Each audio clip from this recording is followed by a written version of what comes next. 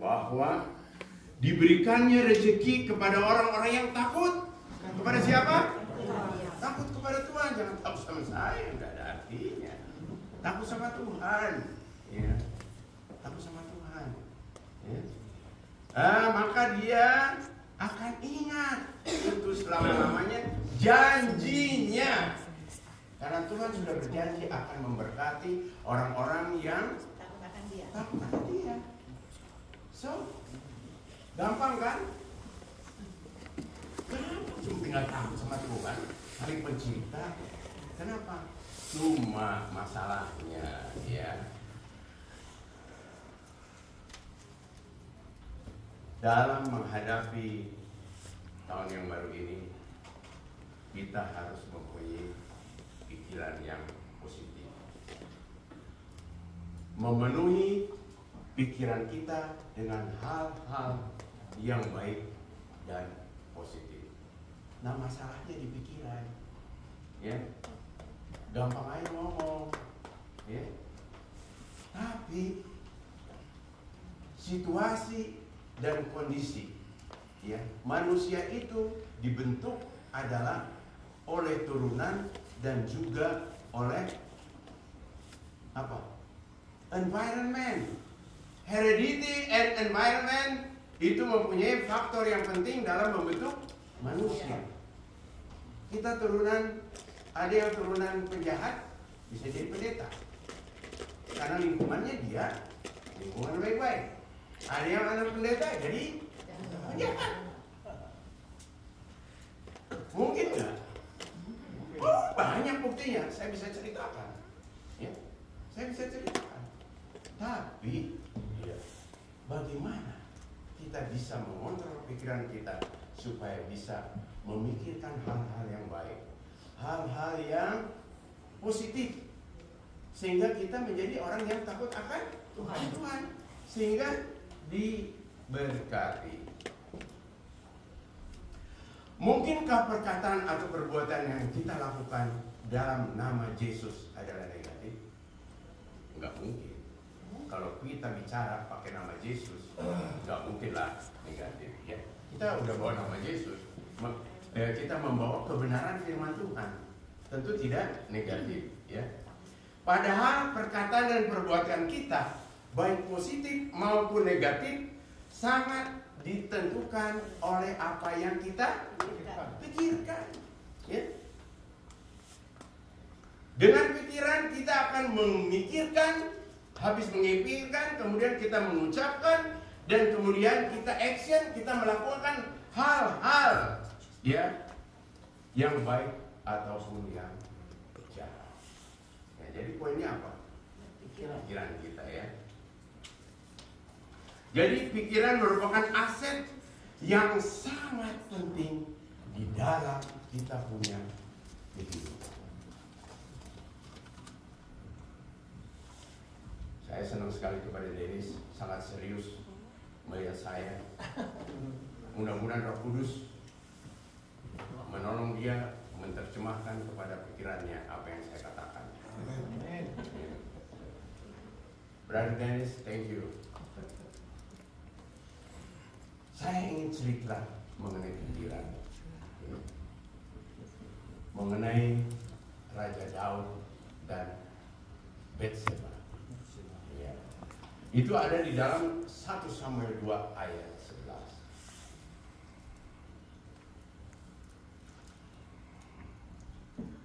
11.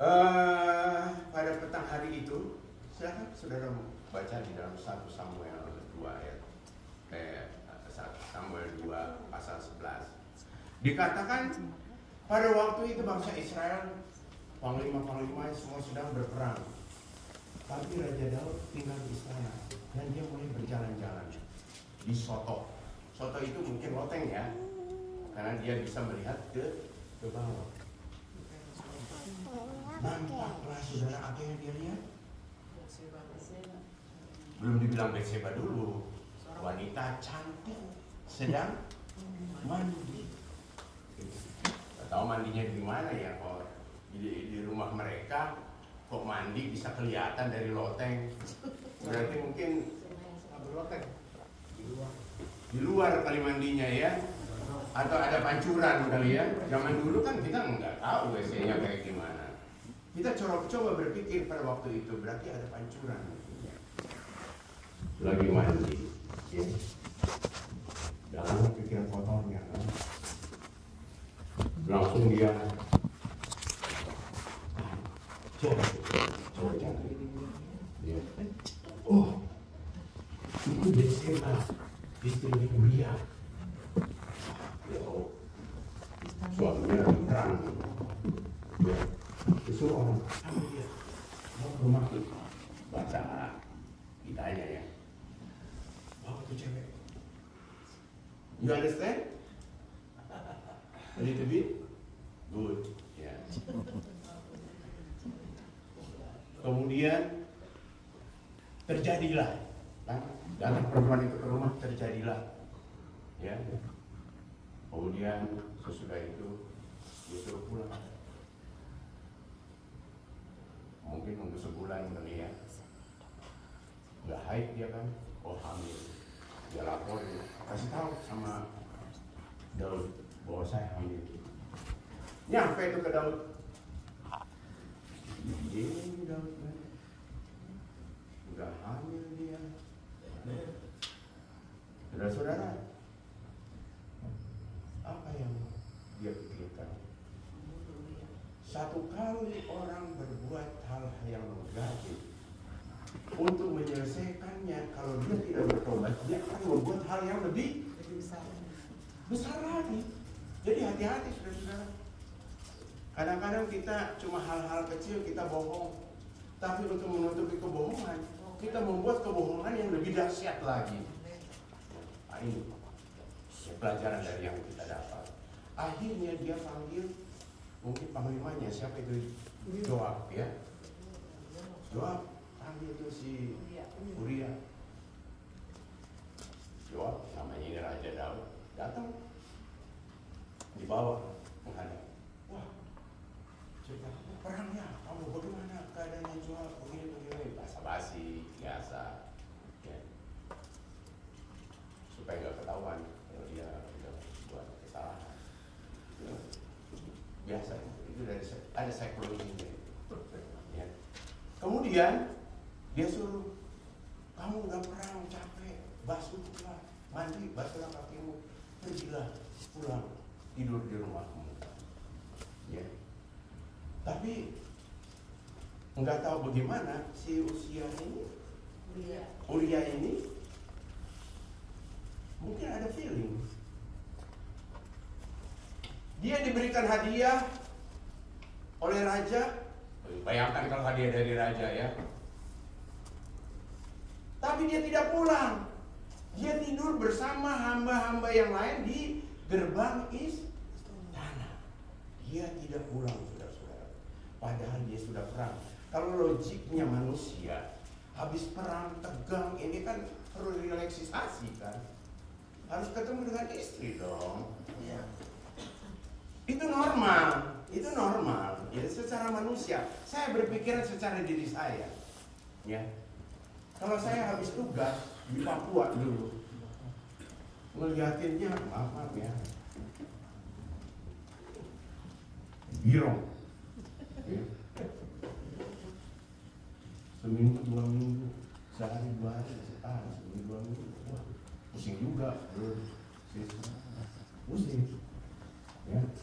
Pulang ya langsung ke rumah dong, nggak mampir ke tempat lain lagi.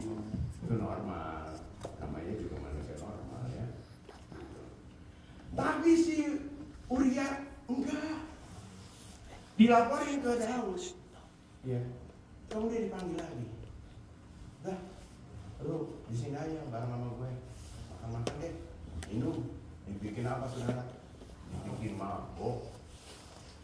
Gila. Dibikin mabok, ya, dibikin mabok ini si Uriah. Terus disuruh pulang. Orang mabok kok. Mestinya kan kalau orang mabok nggak ngerti apa-apa ya disuruh pulang. Memang dia tetap tidur di. Tanya kenapa kamu? Bagaimana aku bisa pulang ke rumah enak-enak makan katanya. Tetapi sementara bangsa Israel sedang berperang, tabut perjanjian di bawah ada di sana. Bagaimana aku bisa senang-senang begini? Dia katakan itu kepada Daud. Oh, Daud. Tadinya istilahnya dia mau melempar batu sembunyi tangan, ya. Tahu saudara kan istilahnya. Tapi rupanya Uria tidak mau. Akhirnya marahlah kawan ini, emosi, ya, emosi negatif, bukan emosi yang tadi, bukan emosi Tuhan. Ini emosi yang negatif yang merusak, ya, merusak orang lain, ya, yang dia cemburui. Ya. Akhirnya dia minta Joab, kirim si Uria untuk perang dan taruh dia di paling depan. Bagian komando berarti dia. Marinir atau Kopassus dia. Biar cepat duluan. Dan karena supaya terbuka semua. Ini orang paling pemberani, paling jagoan yang dimajukan ke depan. Saudara-saudara sekalian. Akhirnya Uria binasa, mati. Memang itu rencananya. Rencana daripada ya. Saudara-saudara, pikiran mengendalikan hatinya Raja Daud sehingga dia bertindak melebihi apa yang harusnya dia tidak lakukan. Dan dia sudah membuat Tuhan Allah menjadi sangat-sangat marah. Saudara-saudara, jangan sampai hal-hal seperti ini terjadi di dalam kehidupan kita di dalam memasuki tahun 2025 yang sangat baik ini. Ya. Banyak kejadian-kejadian di awal tahun ini, kebakaran yang bukan main, ya, di beberapa tempat. Ya. Kita sangat bersyukur kita masih bisa berbakti, ya. Kita bisa berbakti dengan tenang, kita bisa berusaha dengan baik. Ribuan sekarang orang terlantar. Mereka orang-orang kaya, orang-orang kaya, tapi mereka terlantar, saudara. Jadi harta itu tidak ada artinya, saudara. Kalau Tuhan sudah berkehendak, habis. Simsalabim. Ya. Jadi harta dunia tidak ada artinya kalau kita tidak bergunakan dengan sebaik-baiknya. Tetapi sesudah Raja Daud ditegur oleh Nabi Nathan, ya, Nabi Nathan, dia cerita mengenai bahwa ada orang miskin cuma punya kambing satu, sementara orang kaya punya banyak kambing, lembu apa. Punya tamu datang, bukan dia ambil kambingnya dia, malah diambil kambingnya orang yang miskin untuk pakai menjamu tamunya.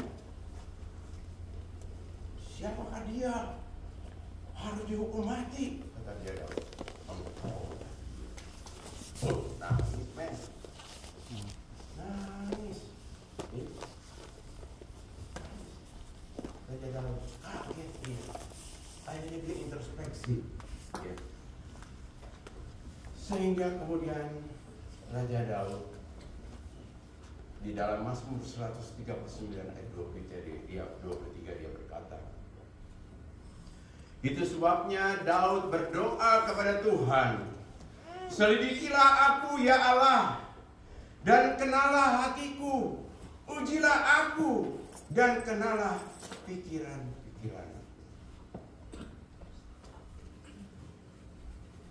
Daud rindu agar Tuhan senantiasa memperbaharui hati dan pikirannya supaya selaras dengan kehendaknya. Apakah saudara dan saya rindu perkara-perkara yang baik dan positif terjadi dalam kehidupan saudara dan saya? Tentu ya. Oleh karena itu berpikiranlah yang positif mulai sekarang. Jadi berpikiran positif itu adalah suatu pilihan. Ya. Saudara mau positif, it's up to you. Saudara mau negatif, terserah lo. Ya. Itu adalah pilihan. Supaya pikiran kita selalu dipenuhi dengan hal-hal yang positif, apa yang harus kita lakukan? Yaitu mengisinya dengan firman Tuhan dan membangun keintiman dengan Tuhan senantiasa. Jadi pikiran kita sudah berubah, perkataan dan perbuatan kita pun pasti berubah kalau kita berusaha intim dengan Tuhan dan selalu membaca firman Tuhan yang akan mengingatkan kita. Di dalam Filipi 4 ayat 8 dikatakan, akhirnya semua yang mulia, semua yang adil, semua yang suci, semua yang manis, semua yang sedap didengar, semua yang disebut kebajikan dan patut dipuji, itulah yang harus kita, saudara dan saya, pikirkan. Sebaliknya, jika yang kita pikirkan adalah hal-hal yang buruk dan negatif, maka keburukan itu pula lah yang akan saudara dan saya buat. Ayub 3 ayat 25 berkata, karena yang takutkan itulah yang menimpa aku, dan yang kucemaskan itulah yang mendatangi aku. Tuhan Yesus mengajarkan kepada saudara dan kita untuk tidak khawatir tentang apapun juga. Sebab kita mempunyai Bapa di surga yang selalu tahu persis semua yang saudara dan saya butuhkan. Dia adalah Allah yang sanggup menyediakan. Ingat saudara-saudaraku, ketakutan atau kekhawatiran tidak akan pernah menambah hal-hal yang baik di dalam kehidupan saudara dan saya. Ayat terakhir di dalam Filipi 4 ayat 19 mengatakan, Allahku akan memenuhi segala keperluanmu menurut kekayaan dan kemuliaannya dalam Kristus Yesus. Amin, saudara-saudara. Jadi, marilah kita selalu berpikiran positif, sehingga dengan demikian maka kasih Yesus Kristus menjadi bagian kita masing-masing dan akan terpancar ya, dari kehidupan kita di dalam melayani satu dengan yang lain. Ialah di tahun 2025 ini, Gereja Menton ini akan lebih maju lagi dan lebih setia kepada Tuhan. Amin.